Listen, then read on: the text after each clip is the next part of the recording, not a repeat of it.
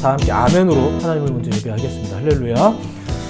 자, 오늘도 데일리 처치를 통해 같은 말씀 나누는 모든 예배자분들 예수님 이름으로 환영하고 축복해 드립니다. 또 한번 함께 저를 따라 고백하고 예배하겠습니다. 따라 고백합니다. 같은 말씀과 같은 순종으로 사는 우리가 예수님의 교회입니다. 여러분이 예수님의 교회라는 것을 잊지 않으시기를 바랍니다. 자, 오늘은 부활주일입니다. 부활주일. 자, 이스라엘을 애굽에서 출애굽시킨 그 구원이 있어요. 그걸 기념하는 날이 6월절인 건데, 이 6월절을 지키려고 많은 유대인들이 예루살렘에 모였던 그 즈음에 예수님이 십자가에 달려 죽고 부활하시고 이런 일이 벌어진 거죠. 그 애굽에서의 구원도 구원입니다. 머무로부터 건져내는 구원도 참 큰 기쁨이고 감사한 일이라 절기로 규정해서 지키고 있는 건데, 부활은 본질적으로 죄로부터의 온전한 구원을 이루시는 하나님의 그 계획이었고 그것이 성취된 사건, 이게 부활입니다. 그걸 기념하는 날이 부활절이고요. 이게 좀 다른 겁니다. 그래서 어떤 신학자들은 말하기를 6월절이 죽음을 기념한다면 부활절은 그 죽음을 이긴 부활을 기념하는 날이다. 이렇게 설명하기도 합니다. 어쨌거나 중요한 건 이 부활이 우리를 본질적으로 구원하고자 하시는 하나님의 계획이 성취된 사건이다. 이게 우리 신앙의 고백입니다. 완성이 된 거죠. 자, 그러면 이렇게 하나님의 계획이 확실하게 다 이루어졌으니까 자, 이제 다 된 건가요? 마치 완벽한 레시피가 이제 완성이 된 것처럼, 최고의 기획서가 이제 끝났습니다 이렇게 말하는 것처럼, 내 레포트가 끝났습니다, 내가 정말 최선을 다했었습니다 해서 다 완성된 것처럼, 자, 정확히 이제 알려줬으니까, 이제 완전히 성취가 됐으니까 이제 네가 요리 잘 해봐 이러면 되는 건가? 자, 그래서 요리를 해보니까 실제로 요리가 또 잘 되던가? 그렇진 않아 보이죠? 이렇게 하면 되겠지라고 말하는 나름대로의 계획, 그 계획도 잘 짰는데 직접 그 일에 닥쳐보면 어떻던가, 이런 얘기입니다. 자, 다시 말씀드리지만 하나님은 분명히 당신이 하시려던 모든 일을 다 성취하셨습니다. 예수님도 십자가 위에서 죽으실 때 다 이루었다라고 말씀하셨어요. 그러니까 메시아로서 가장 중요했던 과제, 그것을 분명하게 다 끝낸 거죠. 그러니까 하나님이 실수했다거나 혹은 메시아 사역이 마무리가 덜 되었다거나 이런 건 아닙니다. 다 끝난 건 맞습니다. 하나님은 실수하지 않으심을 믿으시기 바랍니다. 자, 그런데도 불구하고 우리가 이렇게 불안해하는 이유는 역시 뭐 때문일까? 문제는 이제 결국은 우리예요. 우리 쪽이죠. 거두절미하고 하나님이 완전하셔도 그분의 계획과 그분의 일이 완벽해도 우리가 완전하지 못한 거예요. 우리가. 계획이 완전해도, 레시피가 완전해도 그 계획을 따라 살아야 할 우리가, 더 나아가 우리가 사는 이 세상이 완전하지 못합니다. 왜 그럴까요? 성경이 설명하고 있는 가장 깔끔한 설명은 죄 때문이라는 거죠. 죄 때문. 죄의 역사가 너무 오래돼서 이제는 거의 이게 인류와 세상의 본질처럼 여겨지는 지경까지 왔습니다. 그냥 당연하다 이렇게. 그러니까 죄가 당연한 거예요 이제. 그러다 보니까 이제 우리 신앙의 사람들은 자연스럽게 깨닫는 것, 그것도 자연스럽게 가져야 되는 과제가 있죠. 그게 뭐냐면은 배워야 된다. 배우고 새겨야 된다. 지식으로만이 아니라 삶으로 그래야 된다. 하나님의 백성이면 하나님의 백성다운 어쩌고 저쩌고 이런 등등의 이야기가 우리한테 이제 과제로 던져지는 거예요. 이게 구원받은 백성으로서 날마다 취해야 될 이제 삶의 태도와도 같은 겁니다. 배우는 거. 이런 공부 말고요. 여러 가지 다 포괄적인 의미를 말하는 겁니다. 배우는 거. 구약 시대에 보면 히브리인들이 율법 중에서 특별히 네 구절만 이렇게 뽑아가지고 그거를 그냥 양피지에 적어서 손목에 매거나 미간에 새기거나 이러면서 이렇게 하는 노력도 했었습니다. 이게 다 노력의 일환입니다. 애들 같은 경우 이런 걸 또 부모님이 시켜서 하긴 하는데 그게 무슨 뜻인지 알기나 했겠어요? 여기에 적힌 게 무슨 뜻인지는 알아요? 모르죠. 몰라도 했어요. 왜냐하면 무언가를 배우고 새기기 위한 어떤 그 태도와 규칙 이런 걸 지키는 거 이게 중요했기 때문에 그래요. 그래서 심지어 내용이 몰라도 그냥 배우는 거예요. 시키면 하고. 오늘날에는 이런 말 되게 싫어하긴 하죠. 근데 어쨌거나 그게 되게 중요했다는 거죠. 히브리인들은 본인들도 그렇게 했고 자녀들에게도 그렇게 하게 만들었어요. 배우는 게 중요하니까. 그러니까 우리 그리스도인들은 기본적으로 이제 꾸준히 하나님을 배우는 사람들이어야 되는 거예요. 근데 우리가 배운다라는 것, 우리가 하나님을 닮아서 하나님처럼 행동할 수 있다는 사실이 있죠. 우리가 하나님을 닮았기 때문에 하나님처럼 행동할 수 있습니다. 배우는 것도 마찬가지예요. 예수님도 배우잖아요. 근데 한편으로는 하나님도 아니면서 하나님 인체하려고 하는 그 기질들이 있어요. 이게 굉장히 다른 거란 말이에요. 하나님을 닮아서 하나님처럼 행동하는 행동들이 있지만 하나님 인체하려는 행동들, 이 교묘하지만 중요한 경계가 있는데 이런 걸 잘 이해해야죠. 잘 배워야 되는 거예요. 배우는 게 굉장히 중요합니다. 먼저는 본다는 것에 대해서 이제 소개를 해드렸습니다. 그게 지난주 이야기였었어요. 그리고 오늘은 좀 더 나아가 듣는다라는 것에 대해서 잠깐 나누려고 하는 겁니다. 자, 오늘 하려는 이야기는 이제 본다, 듣는다라는 사전적 의미를 설명하는 그런 자리는 아닙니다. 저는 단지 이제 이런 이야기를 가지고 성경의 한 이야기를 또 들려드리고 싶은 거죠. 성경의 이야기를 또 들려드릴게요. 지난주에 보았던 본문과 같은 본문의 내용입니다만 요한복음 9장이거든요. 9장 전체가 그 맹인을 고치는 이야기입니다. 한 맹인을 고쳐주신 사건 주변에 펼쳐진 여러 가지 이야기가 많이 기록되어 있죠. 자, 그 이야기를 좀 간단히 설명을 드리면 이렇습니다. 1절에 보면 이런 말씀이 나오거든요. 예수께서 길을 가실 때에 날 때부터 맹인된 사람을 보신지라 이렇게 나와요. 그러니까 예수님이 그를 먼저 본 거죠. 그는 예수님을 못 봤고요. 당연하죠. 맹인이니까. 예수님이 본 거예요. 그러면서 그 맹인과는 상관없이 예수님하고 제자들하고 막 이렇게 대화가 막 펼쳐집니다. 뭐 누구 죄 때문이냐 뭐 이런 얘기도 듣고 그러다가 결과적으로는 5절 이후에 예수님이 그 맹인을 고쳐주시거든요. 근데 그 이야기가 이런 식으로 시작이 됩니다. 바로 고쳐줬다, 뭐 눈에다 뭐 발랐다 이런 이야기를 하기 전에 이야기가 5절부터 시작되는데 이렇게 시작이 돼요. 내가 세상에 있는 동안에는 세상의 빛이로라. 이런 얘기를 하시고 6절 이 말씀을 하시고 땅에 침을 뱉어 진흙을 이겨 그의 눈에 바르시고 이렇게 하면서 이제 고쳐주신 거란 말이에요. 근데 이걸 잘 보시면 먼저 예수님이 자기를 증거하죠. 내가 세상에 있는 동안에는 세상의 빛이다. 그리고 6절 이 말씀을 하시고 그리고 나서 어떤 행동이 바로 이어지거든요. 그러니까 예수님의 이 말은 거의 분명하게도 이 맹인 앞에서 하신 말입니다. 그러니까 예수님의 이 자기 증거 나는 세상의 빛이다라는 이 말을 맹인은 보지 못할 때 들은 거예요. 자, 보지 못할 때 들은 말이 있어요. 보지는 못하지만 들려오는 말.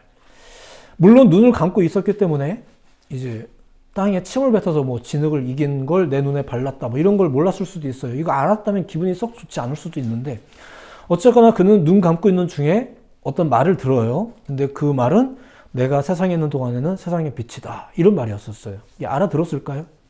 혹은 바로 아멘 했을까요? 안 써있으니까 저도 모른다고 하고 일단 갈게요. 어쨌거나 그리고 나서 눈을 뜨게 되잖아요. 아시다시피 눈을 뜨게 되는데 그 이후에 벌어진 이야기를 지난주에 조금은 소개해드렸습니다만 다시 그 분위기를 좀만 설명하자면 이런 겁니다. 분위기가 생각보다 좋지 않습니다. 누군가가 눈이 떠졌으니까 막 기뻐하고 좋아하고 행복해하고 막 이래야 되는데 분위기가 그렇진 않았어요. 분위기를 자꾸 이상하게 만들었던 사람들이 있었죠. 그게 바리새인들.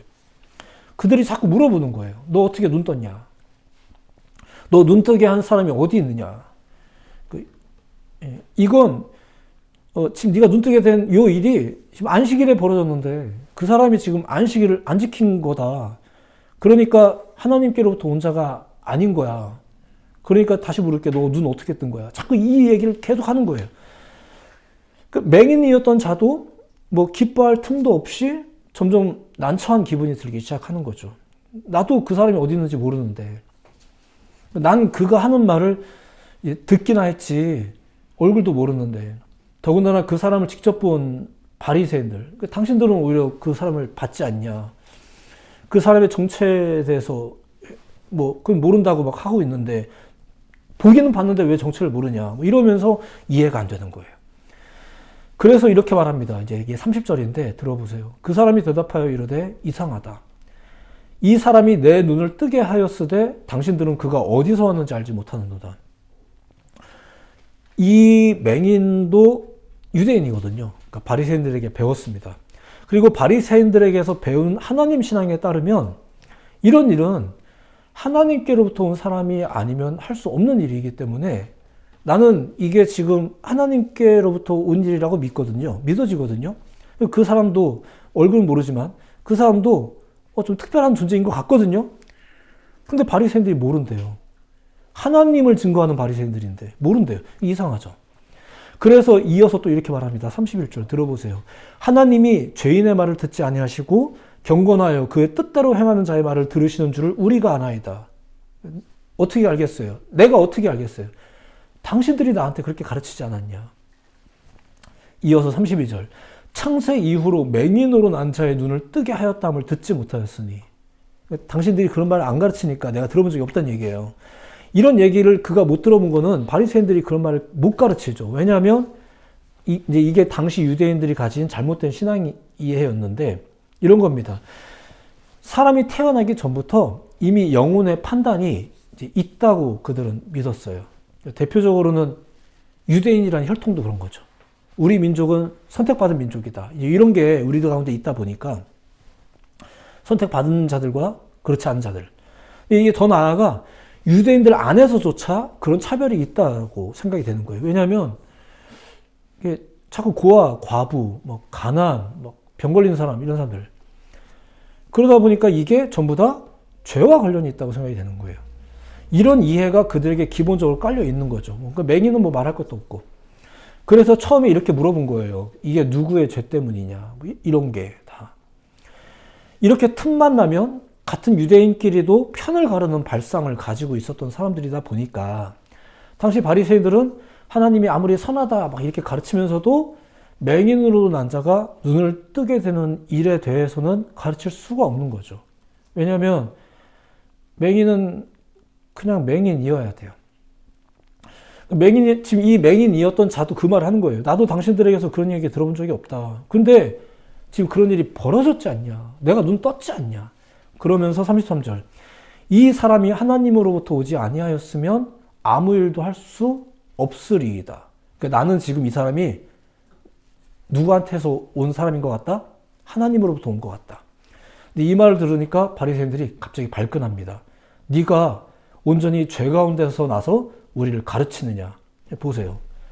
이미 바리새인들은 사실 그 맹인을 이제 죄 가운데서 난 사람, 그러니까 이렇게 판단을 아예 규정을 하고 있었어요. 순간적으로 그들의 본심이 나온 거죠. 너는 네가 맹인인 건 죄 때문이다. 그게 네 죄 때문이든 네 부모님 때문이든. 이런 판단을 가지고 사람을 대하고 있죠. 그러니까 그런 사람들이다 보니까 사실은 이런 맹인들을 잘 상대하지 않죠. 무시하고 업신여기는 거예요. 용서? 그런 거 없습니다. 그들 생각에 맹인은 그냥 맹인으로 살다 맹인으로 죽어야 되는 거예요. 그게 선하신 하나님을 가르치면서도 당시 유대인들이 가지고 있었던 선민적인 발상이었어요.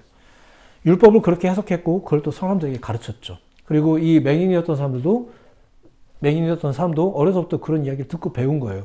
그런데 지금 내가 눈을 떠보니까 이게 다른 거죠. 뭔가 이상한 거예요. 그리고 예수님도 말씀하신 거죠. 그거 아니다. 그런 거 아니다. 맹인 역시 하나님에 대해서 그동안 많이 들어서 알고는 있었는데 예수님을 통해 눈 뜬 일을 직접 겪고 나니까 하나님을 새롭게 알게 되는 거예요. 그리고 증인이 되죠. 증인이 된 거예요. 본인이 그렇게 되려고 한 건 아닌데 아무튼 증인이 됐어요. 그리고 정말로 그 사람은 바리새인들을 가르치려고 한 거 아니에요. 그냥 내가 한 말인데 바리새인들이 그냥 발끈해서 한 거예요. 네가 우리를 가르치려고 드냐 막 이러면서 괜히 발끈한 거죠. 자, 이제 그 맹인에게는 이 말이 머릿속에서 둥둥 떠다니는 거예요. 무슨 말일까요? 앞을 보지 못할 때 들었던 말. 내가 세상에 있는 동안에는 세상의 빛이다.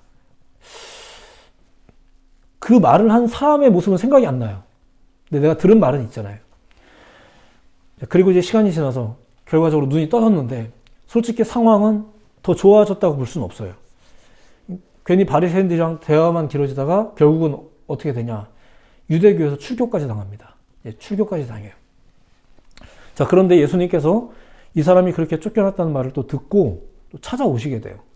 찾아오셔서 이제 또 대화를 걸죠. 이 맹인은 정말 불법을 행해서 출교를 당한 건 아닙니다. 그냥 그렇게 된 거예요. 그런 일도 있죠. 억울한 일도 있잖아요, 우리가. 자, 그럼 그에게 찾아와서 질문하십니다. 이렇게 질문했어요. 35절인데, 뭐 여러 가지 이야기가 있었는지 모르겠지만 성경의 이야기는 딱 이렇게 이야기 됩니다. 네가 인자를 믿느냐? 자, 여기서 말하는 인자는 메시아입니다. 그러니까 이 사람은 지금 눈을 감았을 때 들었던 말은 뭐예요? 내가 세상의 빛으로 온 자다라는 말을 들었고요. 눈 뜬 다음에 만난 사람이 있는데 이분이 그분인지는 몰랐는데 처음 듣는 말이 뭐냐면은 네가 인자를 믿느냐? 인자는 메시아라 뜻이니까 네가 메시아를 믿느냐? 이런 이야기를 한 거예요. 자기를 고쳐준 예수에 대해서 그 사람이 무슨 생각을 가지고 있었냐면 그 사람 선지자인 것 같다. 내가 빛이다라고 말한 그 사람이 혹시 하나님으로부터 온 자일까? 이런 생각을 한참 하고 있을 때였는데 지금 어떤 사람이 나타나서 나한테 묻는 거예요. 네가 그 메시아를, 그 사람이 메시아라면 믿냐? 이런 이야기를 던지는 거죠. 아직 확고한 신념은 없는데 들은 건 있어요. 이런 사람에게 질문을 던지는 거죠. 네가 인자를 믿느냐? 이렇게 친절하게 누군가가 와서 질문을 해주면 자기 신앙에 대해서 차분하게 생각할 기회가 생깁니다. 아무리 생각해봐도 이 맹인은 자기가 만난 그 사람이 메시아 같았거든요. 왜냐하면 이해는 안 되는데 체험은 해봤으니까. 그래서 이렇게 말합니다. 주여, 그가 누구시오니이까 내가 믿고자 하나이다. 지금 그는 자기 앞에 있는 예수가 그 사람이라는 걸 모르는 겁니다. 다만 그를 믿고 싶은 거예요. 네, 보세요. 다 이해는 안 돼도 믿을 수는 있잖아요. 다 동감을 하진 않아도 믿을 수 있는 거란 말이에요. 체험이라는 게 있으면. 그럼 그에게 예수님이 이제 이렇게 말하는 거예요. 네가 그를 보았거니와 지금 너와 말하는 자가 그다. 자, 내게 나를 보게 하신 분을 이제 내가 보면서 또 그리고 귀로만 듣던 말을 이제 보면서 듣는 거. 이게 결국 그에게 확신으로 새겨집니다. 그래서 이제 그 확신이 드니까 이제야 비로소 이렇게 반응하죠. 38절. 주여 내가 믿나이다 하고 절하는지라. 네, 믿음이라는 게 이렇게 확고하게 탄탄하게 새겨지는 겁니다. 본 것도 중요하지만 심지어 못 볼 때 들었던 말들도 다시 한번 새겨지는 거죠. 제자들도 마찬가지였고요. 참고로 그 다음 구절도 보면 이렇습니다. 지난주에 소개해드린 건데 예수님께서 이런 말씀을 하세요. 이제 내가 믿습니다 하고 절하는 사람한테 이제 예수님이 말하는 건데 예수께서 이르시되 내가 심판하러 이 세상에 왔으니 보지 못하는 자들은 보게 하고 보는 자들은 맹인이 되게 하려 함이라 하시니 예수께서 이르시되 또 계속 말을 하시는 거죠. 그러니까 지금 이 사람은 계속해서 예수님의 이야기를 듣는 거예요. 내가 믿습니다 하고 이렇게 절했던 이 사람이 또 듣죠. 이 부분이 이제 메시지인 거예요. 이런 메시지. 내가 심판하러 온 거다. 맹인은 보게 할 거고 본다고 한 자들은 맹인이 되게 할 거다. 이런 게 이제 메시지 파트예요. 그냥 이야기가 아니라. 자, 한편 이 말씀을 하실 때 근처에 바리새인들도 있었던 것 같아요. 그들도 예수님의 요 말을 듣죠. 요 메시지를 들어요. 듣고 나서 이렇게 중얼거립니다. 40절. 바리새인 중에 예수와 함께 있던 자들이 이 말씀을 듣고 이르되 우리도 맹인인가? 이렇게 말합니다. 그 사람들은 자기들이 맹인 아니라고 생각했던 사람들이잖아요. 자, 요한 1서에 보면은 이런 말이 있어요. 들어보세요. 요한 1서 1장 8절 이하인데 만일 우리가 죄가 없다고 말하면 스스로 속이고 또 진리가 우리 속에 있지 아니할 것이요. 9절. 만일 우리가 우리 죄를 자백하면 그는 미쁘시고 의로우사 우리 죄를 사하시며 우리를 모든 불의에서 깨끗하게 하실 것이요. 10절. 만일 우리가 범죄하지 아니하였다면 하나님을 거짓말하는 이로 만드는 것이니 또한 그의 말씀이 우리 속에 있지 아니하니라. 예수님께서 이런 말씀을 하신 이유는 예수님의 이 메시지를 듣는 사람들이 오해할 정도로 우리가 맹인인가 이런 생각을 가질 정도로 예수님의 메시지가 좀 헷갈릴 수는 있죠. 근데 예수님이 지금 멀쩡하게 있던 사람들을 소경으로 몰아가기 위해서 이런 말씀하신 건 아니에요. 실상을 알리고 깨우쳐 주기 위해서 메시지가 던져지죠. 메시지는 그 자체로 능력이 있지만 때로 쉽게 이해가 안 되기도 해요. 그리고 여러 가지 영적인 의미에서 봤을 때 이 바리새인이다, 또 고침을 받았지만 이 맹인이나 보지 못할 때 듣는 말이 있거든요. 그래도 상관없어요. 그런 말이 여러분들 귓전에 계속 울려 퍼졌으면 좋겠어요. 내가 세상의 빛이다. 예수님이 세상의 빛입니다. 이런 메시지가 여러분 주변에 늘 있습니다. 당시에 그릇된 주장에 오래도록 물들어 있던 바리새인들, 유대인들 어땠을까요? 아무래도 이런 메시지들이 쉽게 아멘이 안 되죠. 그런 말을 들으면서도, 그런 현상을 직접 눈으로 보면서도 정작 자신들이 맹인이라는 사실, 이거 인정하는 게 쉽지 않은 거예요. 그러니까 예수님의 말씀이 제대로 들려오고 혹은 내가 믿나이다 라고 말할 수 있는 것은 정말 특별한 은혜예요. 굉장히 선물 같은 고백이죠. 여러분들이 막 동의가 일어나고 막 마음이 착해지고 유난히 이번에는 목사님이 이뻐 보이고 이래가지고 그 메시지 앞에서 아멘이 되는 게 아니라 그게 특권이고 은혜라는 거예요. 믿음을 가졌다라는 게. 말씀이 들려온다. 눈 감았을 때도 들려는 오죠. 말씀이 들려온다. 이건 전하는 자나 듣는 자 모두에게 정말 특별한 은혜입니다. 오늘 본문에 등장하는 맹인은 기껏 보게 되었지만 마음은 더 답답했습니다. 궁금한 건 더 많아졌고 생각도 복잡해졌고 심지어 출교까지 당했어요. 억울하게. 이젠 구걸도 어렵습니다. 오히려 삶이 어려워진 거죠. 눈 감았을 때는 사람들이 불쌍하게 여겨주니까 그냥 내가 가만히 앉아만 있어도 누가 동전을 던져주고 갈 수 있고 이랬는데 지금은 그렇지 않거든요. 이제 내가 일해야 돼요. 많이 고단한 삶이 펼쳐지겠죠. 그런 그가 예수님을 다시 만나 meet again. 우리가 born again, 거듭남이란 말을 가끔 쓰는데 다시 만나 meet again이죠. 그리고 복음을 들으면서 어떻게 되나 새로운 확신을 가지게 되는 거예요. 새로운 믿음을 가지게 되죠. 솔직히 그가 앞으로 어떻게 되었는지는 이제 기록이 없기 때문에 모르지만 짐작하기는 꽤 고달프게 살게 될 거예요. 원래 삶이 고달프기도 하니까. 편한 걸로만 따지면 차라리 앞이 안 보일 때 그냥 가만히 앉아서 구걸할 때가 더 낫지 않았나 싶기도 합니다. 하지만 중요한 건 그거예요. 예수님을 만난 이후, 예수님을 믿은 이후 삶이 더 나아졌느냐, 이게 아니라 그가 믿음을 가지게 되었다는 거죠. 믿음을 가졌다는 게 중요한 겁니다. 믿었는데 왜 이래요? 이게 아니라는 거예요. 믿는 게 중요한 겁니다. 그리고 그가 증인의 삶을 살게 되었다는 것. 다시 말씀드리지만 그 사람은 바리새인들을 가르치려고 하는 게 아니에요. 그리고 내가 앞으로 증인으로 살아야지 이런 게 아닙니다. 그냥 증인이 된 거예요. 그가 뭐가 되려고 하지도 않았어요.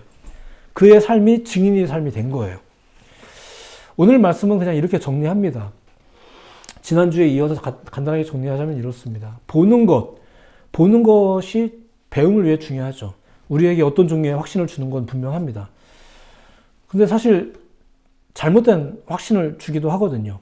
근데 어쨌거나 본다는 건 무언가를 배우는 데 있어서 굉장히 특별한 기술인 건 맞습니다. 여러분도 많이 보셨으면 좋겠어요. 기왕이면 하나님의 거룩한 일들을 많이 보셨으면 좋겠습니다. 더 나아가 여러분들을 통해서 여러분들 주변의 사람들이 많은 걸 보셨으면 좋겠어요. 어떻게 이렇게 된 거야? 뭐 이런 질문들이 많이 오고 갈 수 있었으면 좋겠어요. 내가 설명할 길은 없지만. 그리고 오늘은 또 한 가지를 소개해 드린 거죠. 바로 듣는다라는 것에 대해서 소개해 드렸습니다. 자, 듣는 것은 우리를 더욱 혼란스럽게도 하고 휘청거리게도 합니다. 그래서 먼저는 뭘 들어야 할지 분별하는 일들도 굉장히 중요하죠. 그러니까 저도 강단 위에서 이 정해져 있는 짧은 분량의 시간 동안에 정말 많은 이야기를 하고 싶지만 모든 이야기를 다 제껴버리고 해야 될 이야기를 선택한다면 너무 명확한 거란 얘기예요. 그냥 인생을 나누고 막 밤새 톡 까놓고 얘기 나누면서도 우리가 더 여러 가지를 나눌 수 있겠죠. 참 그것도 귀한 일일 거라 생각합니다. 근데 강대상에서의 이 짧은 시간에 예배 현장에서 듣게 될 특별히 구별된 시간에 듣게 될 말씀으로서는 제가 더 많은 이야기를 할 자신이 없더라고요. 제가 원고를 정리하면서 가장 큰 고충을 느끼는 건 쓰는 고충이 아니라 줄이는 고충이거든요. 아무튼 그렇습니다. 이 안에서 우리가 듣는 말들, 그걸 정하는 거죠. 더 많은 말들이 들려오겠지만 또 들어야 할 필요도 있지만 이 자리에서만큼은 우리가 들어야 될 말들이 무엇일까? 그렇죠. 잘 분별하는 일들이 필요합니다. 복음에 대해서 특히 그렇죠. 그렇게 구별되어지는 복음. 이 복음은 두 번 듣고 재차 듣고 눈 감았을 때도 들었지만 눈 떴을 때도 듣고 이러면서 재차 만나고 네, 예, 그렇죠. 또 만나고 또 만나고 하나님의 메시지는 그렇게 만나지면서 우리의 삶에 강력하게 더욱 강력하게 새겨지는 것입니다. 그래서 제 개인적인 생각이지만 적어도 이 복음에 대해서만큼은 100번 듣는 것이 더 중요하다. 뭐 이런 이야기를 가끔씩 드리는 거죠. 자, 우리 현실에는 이러한 복음 외에도 수많은 초청과 메시지가 주변에 존재합니다. 여기를 보십시오. 이 소리를 들어보십시오. 이렇게 하면 성공합니다. 제 말을 들어보십시오. 총선이 얼마 남지 않아서 그런지 요즘에 뉴스만 보면 서로 자기 말이 맞다고, 내 말 좀 들어달라고, 날 뽑아달라는 얘기겠죠. 이런 외침의 소리가 굉장히 지금 많아요. 그리고 뭐 좋은 세상이 됐다 말하지만 너무 많은 소리가 우리 주변에 있다 보니까 때로는 이것이 우리에게 유익이 되지 않다. 뭐 이런 진단들이 뭐 이미 공공연하게 나오고 있습니다. 그러니까 듣는 것도 때로는 잘 분별할 필요가 있겠죠. 자, 이 강대상에서 선포되어진 이야기가 나름대로 그 분별된 언어라는 것을 여러분들이 좀 기억하셨으면 좋겠습니다. 분별된 이야기가 우리에게 말해주고 있는 건 이것입니다. 비록 눈 감았을 때 들었던 말들, 눈 떴을 때 들었던 말들, 지금 기록된 이야기로만 놓고 본다면 이 맹인이었던 자가 강력하게 새긴 두 가지 초청의 언어가 있었죠. 눈 감았을 때 들었던 나는 어쩌고 말하는 이 사람 이야기. 근데 누군지도 모르고 만난 이 사람이 또 두 번째 찾아온 사람이 나에게 말하기를 네가 인자를 믿고자 하느냐, 인자를 믿느냐 이런 질문들. 필요가 있죠. 이런 말을 듣고 고민할 필요가 있어요. 이렇게 시끄러운 시대 속에서 성경은 조용하지만 강력하게 우리에게 말하고 있는 거예요. 우리가 못 알아들어도 조용하게 들려옵니다. 내가 세상의 빛이다. 예수가 부활을 했다. 뭐 오늘 뭐 부활절 교회를 가고 말고 뭐 이런 것도 중요하겠지만 그런 이야기가 역사 속에서 던져진 거예요. 이걸 누군가 기록을 했고 전해줘야 될 필요 때문에 오늘날 우리까지 이걸 지금 듣고 있는 거죠. 뭐 관심 있고 자시고 이런 것 떠나서 들려오고 있는 거예요. 우리가 눈을 감아서도 상관없어요. 이 소리는 지금 들려오고 있는 거죠. 그래서 기왕 권하는 것은 들은 것을 마음에 품으시기를 바랍니다. 그리고 미트 어게인 했을 때, 그랬을 때 이 말씀은 여러분에게 생명이 될 것입니다. 그러면 그때가 됐을 때 비로소 여러분들은 이렇게 말하게 되겠죠. 내가 믿나이다. 그러면서 절하게 될 거예요. 절할 수 있는 거죠. 우리는 어쩌면 이미 우리가 들어야 할 말들을 분별하고 있는지도 모르겠습니다. 일단 저 같은 사람이 여기서 최대한 분별하려고 노력을 하고 있으니까 다른 이야기들도 많이 필요하겠지만 그런 건 밥 먹으면서 얘기합시다. 이렇게 하고 예배 때 해야 될 이야기들을 구별하고 있으니까. 또 그래서 이렇게 때마다 또 들으러 또 여러분들이 또 오시는 거겠죠. 그러니까 사실 예배함이 듣는 거예요. 유튜브로 아무 때나 들어도 되겠지만 기왕이면 현장에서, 기왕이면 같은 시간에 듣는 것. 우리는 이것을 예배한다라고까지 이제 말하고 있는 거죠. 그렇죠. 예배가 그런 거예요. 계속 듣는 거죠. 우리가 하는 행위가 예배가 아니라 하나님께서 계속해서 말씀하시는 것. 사실 우리의 예배가 다 그런 겁니다. 계속해서 복음을 듣는 것. 자, 기억하십시오. 십자가의 사건이 있었고 부활도 완성이 되었습니다. 자, 그런데 사람들은 이제 이후에 혼란스러운 시기를 또 보내게 됩니다. 대략 50여일 정도 혼란스러운 시기를 보내게 돼요. 50여일 동안, 50여일이 지난 이후에 누군가는 더욱 확고해지죠. 그런데 누군가는 다시 익숙한 현실로 돌아갑니다. 어떤 차이인지는 일부러 50일 후에 얘기하겠습니다. 그런 거랑 비슷해요. 성령이겠죠. 지금은 사실은 성경적인 이야기로 봐서도 하나님께서 다 이루어졌다라고 말하는 이 사건이 있은 이후부터 사실은 혼란기가 와요.